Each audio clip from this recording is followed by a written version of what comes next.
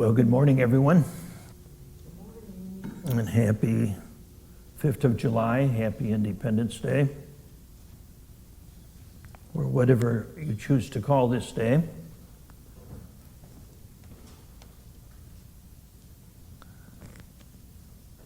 Every Sunday at the beginning of the service, Victor talks about Western Buddhism. So I'd like to explore a little bit about Western Buddhism. The title of my talk is Eastern Wisdom in a Western Culture. And so we'll see what that is looking like, how well it's working, what we might need to do, if anything, to maybe make it work better.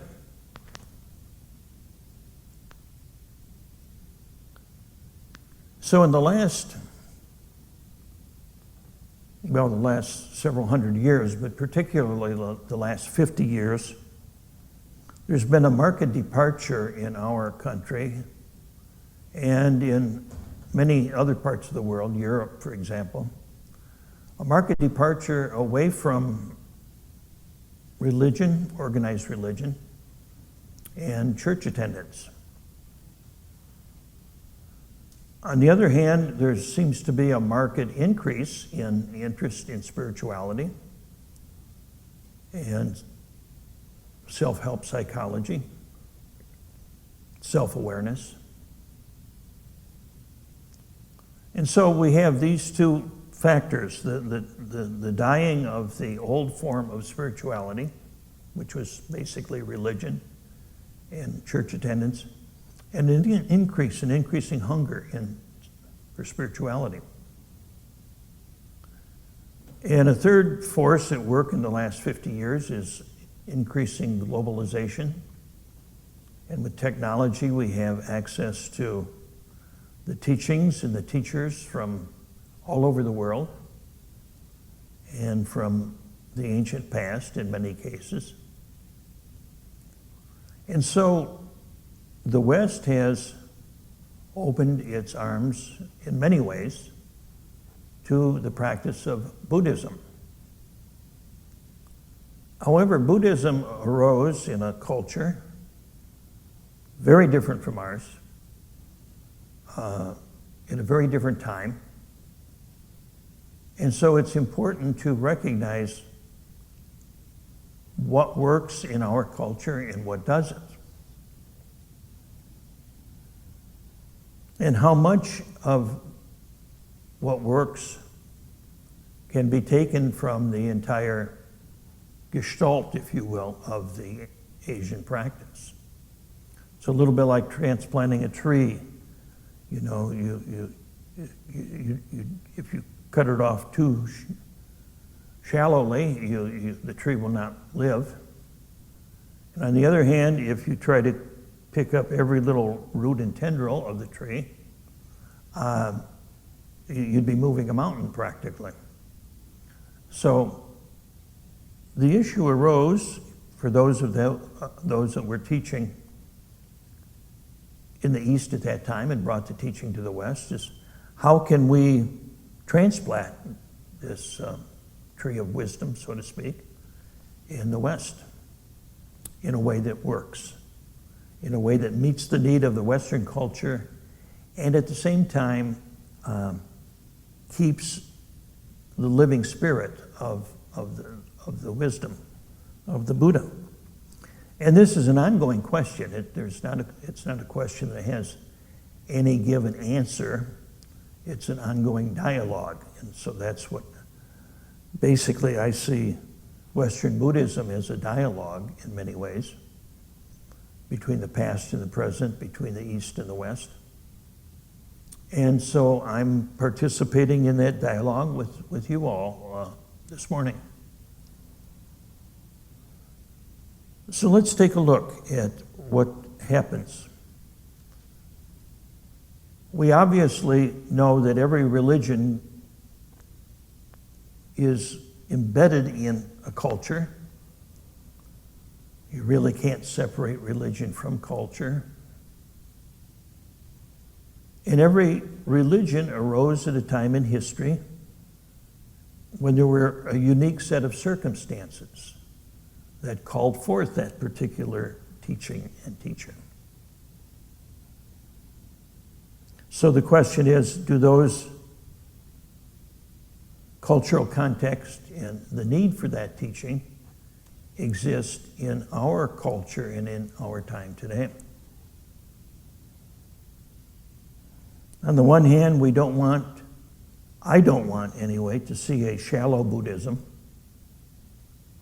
One Theravada Buddhist monk said to me, he says, Buddhism is like a tree. The Dharma is like a tree. And you Westerners pick the low-hanging fruit from the tree and then move on and ignore the rest of the tree.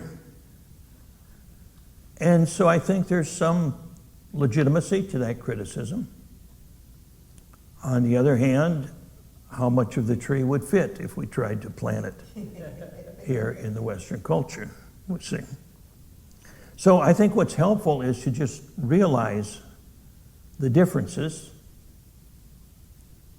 and to become aware of the differences and the challenges and find ways to develop a skillful means for this transplanting process, how to create a soil that's fertile for that. So let's explore the Western culture. And I say explore it. You say, well, we don't have to. We're right here with it. But we're so embedded in it, we don't realize that it is a viewpoint. And it really is a very unique viewpoint. Because we in the West, for the past 500 years, have separated ourselves from the universe. We have separated ourselves by retreating into the mind and identifying with the mind. Remember René Descartes' famous statement some 400 or 500 years ago? I think, therefore I am. And that is a statement that's legitimate today because most of us identify our existence through thinking. And thinking is about something that appears to be a world out there. So the thinker is on this side of the eyes, and the world is on the other side of the eyes. And in many cases, ne'er the twain shall meet. We have an objective world, we have a subjective world. We have a technique that tells us what's true in the objective world called science. And then we have or had a technique that told us what was true in the subjective world, which is called religion. So for many centuries, science and religion had this uneasy truce, so to speak. But they never really did agree with one another.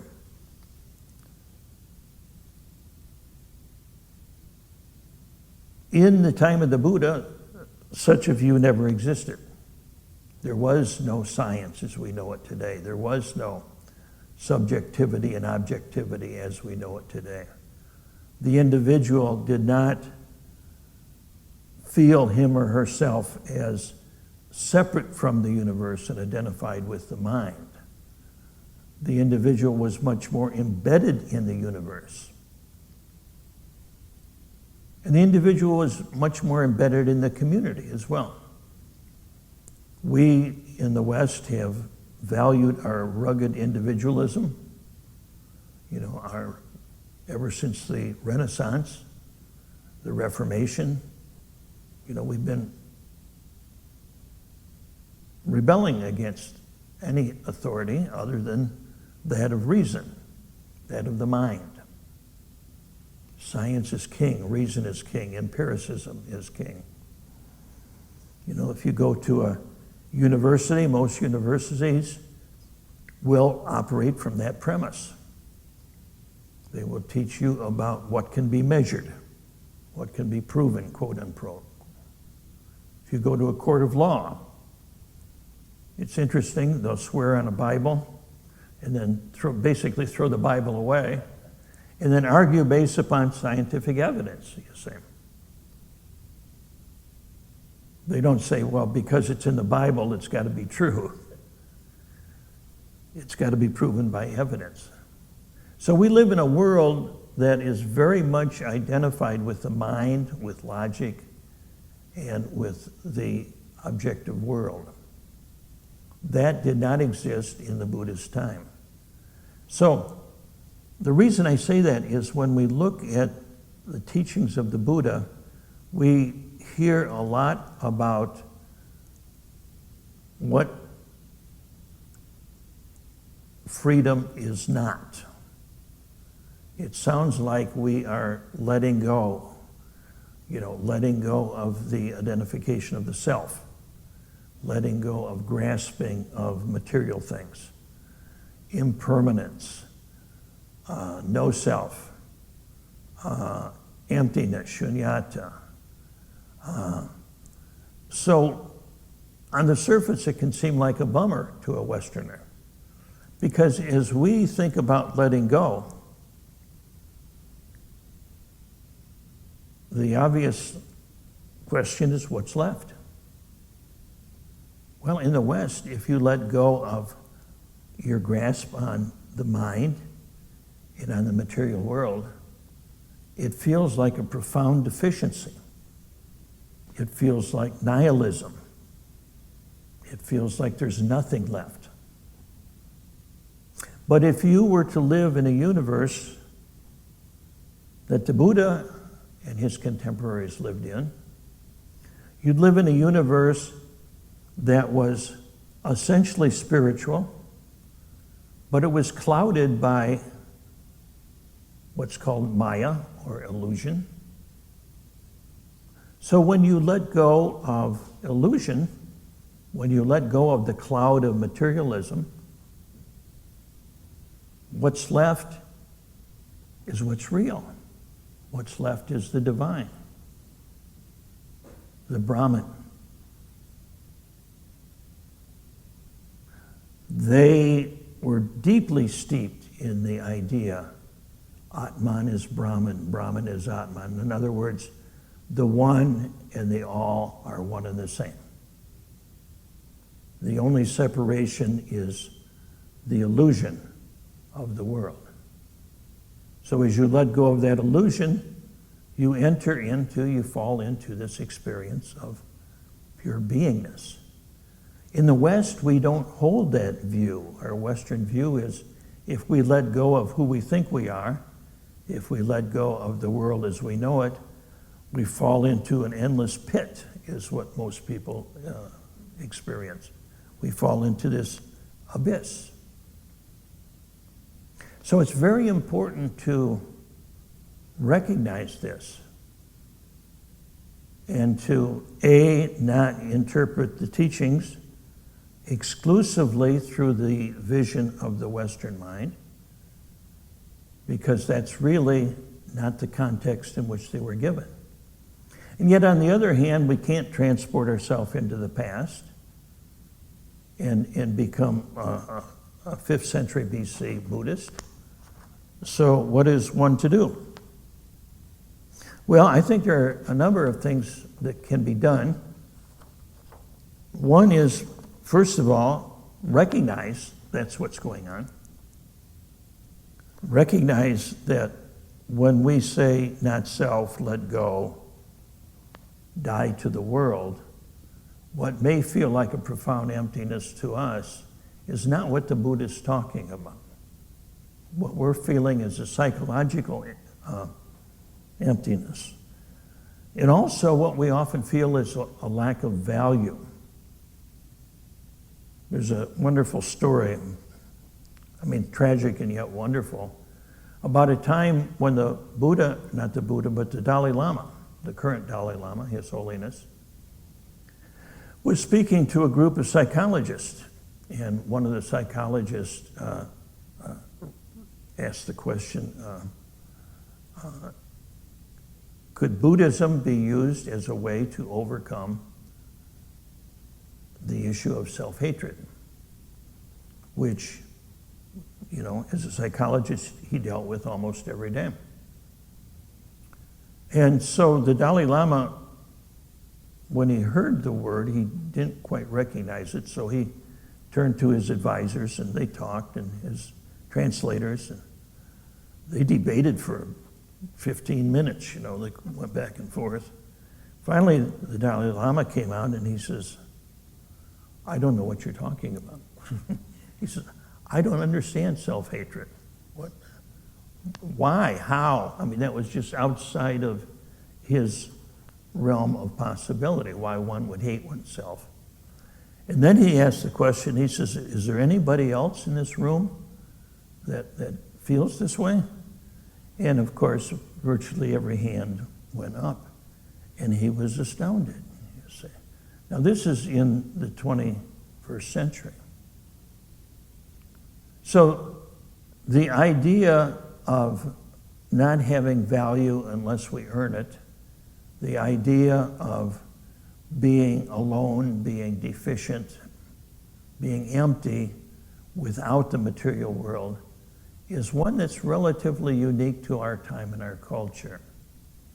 And so it's very important to recognize this and to begin to heal as best we can that deep wound in the Western psyche. I mean, we've gained a lot from science and technology, but we've paid a very dear price for it too. So we have a wound in the soul that needs to be healed. How do we do that? Well, one could write a book about that, and I won't right now anyway. But one thing is to be connected with nature. Nature is, to me, one of the greatest forms of spirituality. Not nature itself necessarily, because, we see violence in nature, what appears to be violence. But feel nature as life itself, the balance, the beauty, the harmony, the interplay, the uniqueness of the form, and yet the oneness, the connection of all life. And so it is with the soul, when we're connected with our soul that's not wounded, we feel that same sense of harmony in life and beauty in all things. So spending time in nature, and even if you can't get out into nature, today you can turn on music or turn on nature sounds or put things on your screensavers and just subliminally immerse yourself in nature. And to immerse yourself in loving yourself and being kind to yourself. So find ways to nurture and care for yourself. That's extremely important. That's really almost a prerequisite to the practice of Western Buddhism. And another piece of that, another aspect of that healing, is to take a look at your personal history regarding religion and spirituality. Because many people today, I've noticed, turn to Buddhism because they've been deeply wounded by Christianity or Judaism. Most of the time, Christianity is what I hear. But I think we can be wounded in many different ways. We can even be wounded if we're raised in a secular or agnostic environment as well. But just exploring your personal history regarding religion and spirituality. Because if we're trying to embrace Buddhism as a way to avoid feeling the woundedness of our earlier spiritual experiences, it's not going to work. Many teachers, including Thich Nhat Hanh, including the Dalai Lama, have said, we're not trying to make Buddhist out of you. Go back to your old religion and heal that. And once that's healed, then if you want to explore Buddhism, go right ahead. And I would just temper that by saying you don't have to stop practicing Buddhism to do that. In fact, it can be very helpful to be mindful, to be aware, to bring the wisdom of the East. But I do very strongly advocate each of us exploring our spiritual and our religious history and looking at what our motivation is for wanting to explore Buddhism. It's a beautiful, powerful, wonderful path. It is my primary path. And yet I want to say that it in and of itself may not be complete in our Western culture. We need to augment it with psychotherapy, with various forms of healing of our soul, because we live in a soil that's very different than the soil of the seeds that the Buddha was originally teaching. So I hope this has been helpful. There's no hard and fast rules. There's no 1, 2, 3 how-tos, but it's something to be aware of. It's something to hold in our hearts and minds. In the Eightfold Path, the prescription for awakening, the first step is right view. And so this is part of right view, right understanding of what we're doing and why we're doing it. And so I want to express my appreciation for your listening and for your practice. It's been a pleasure to be here with you this morning.